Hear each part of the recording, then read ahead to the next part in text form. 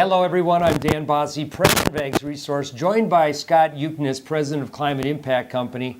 Climate Impact is a sister company of ours, and Scott is one of the best lead forecasters that I am aware in this industry. In fact, we at AgResource take his lead forecast to give us direction in the overall markets.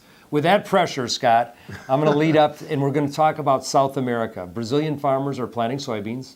Argentinian farmers are planting corn. Well, what do you see? The big story, of course, has been the dryness in Brazil and the wet, just the opposite, wet in north and northeast Argentina. So is that pattern going to change?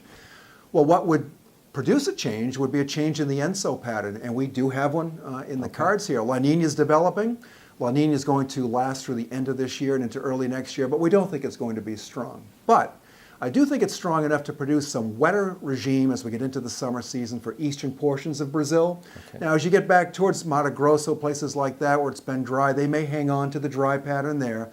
In Argentina, it's been very wet. The pattern there should shift towards a drier pattern, but not enough to change to a drier drought scenario there. So it's going to try, the overall pattern is going to try and change, but it's probably not going to be enough to change the overall soil moisture conditions down there. So overall, you're looking for, let's call it slightly less than normal in Argentina for rainfall.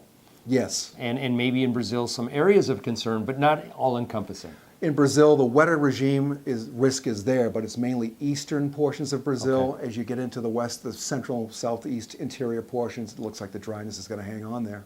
So if we've got normal crops per se out of Latin America, we're looking at another big harvest of corn and soybeans. That'll take us to the next cycle, North America. But at this point, we don't see any dire drought, at least for that part of the world. Thank you again, Scott. My name is Dan Basse. We'll be back next time.